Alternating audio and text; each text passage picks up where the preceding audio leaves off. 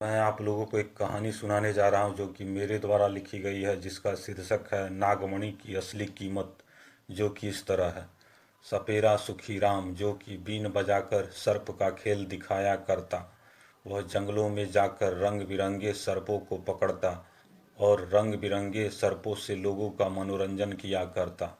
सर्प का नाच दिखाकर जो कुछ आमदनी होती, उसी से उसका गुजर बसर चलता।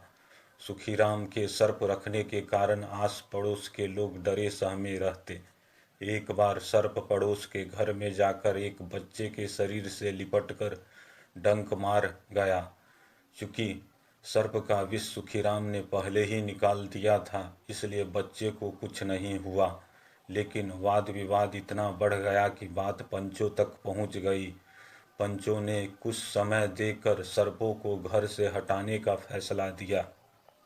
अगले दिन जब सुखीराम अपने घर से निकला तो कोई भी सर्प का खेल देखने नहीं आया। तब वह चिंतित होकर एक तालाब के किनारे बैठ गया। होते होते शाम ढलने को आई। तालाब से मेंढक की टर टर की आवाज़ और कीड़े मकोड़े के चींची की आवाज़ आ रही थी। तब अचानक उसे तालाब किनारे एक चमकती सी चीज़ नज़र आती है। वह उसे नागमणि समझ बैठता और उसे चालाकी से सावधानी पूर्वक वहां से उठा लेता है। लेकिन वो नागमणि न होकर एक बूढ़ा मेंढक का मणि होता है, जो कि नागमणि की तरह ही दिखता। वो घर आकर सारे सर्पों को घर से दूर जाकर छोड़ आता है और रात भर उस मणि से हाथ जोड़कर तरह तरह की फरियाद करता, लेकिन उसका कोई फायदा नहीं होता। महीनों बीत जाती है लेकिन किसी तरह का परिवर्तन नहीं होता। देखकर एक दिन सुखीराम गुस्से में आकर उस मणि को फेंक देता है और सपेरा का काम छोड़ एक गाय खरीद लाता है और दिन रात उसी की सेवा में लग जाता है। अब वह गायों के दूध को बेचकर अपना गुजर बसर करता है।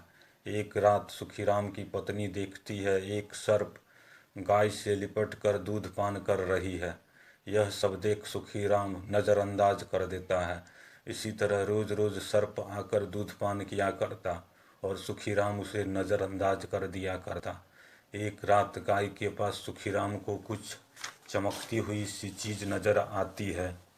वह गुस्से में जाकर उसे अपने हाथों से उठाकर घर से बाहर फेंक देता है। जब दूसरे लोग रास्ते में चमकती सी चीज़ देखते हैं तो नागमणि समझ उसे टोकरी से ढक देते हैं। कुछ ही पलों में वहाँ एक सर्प आ जाता है। वहाँ खड़े लोगों को वो डस लेता है। टोकरी से ढका नागमणि लेने को सांप विचलित रहता है, लेकिन वो लेने में असमर्थ रहता। जो भी लोग उस रास्ते से गुजरते सर्प काटने को दौड़ता। रास्ते में बाधक बना सर्प को मारने के लिए एक बंदूकधारी को बुलाया जाता है।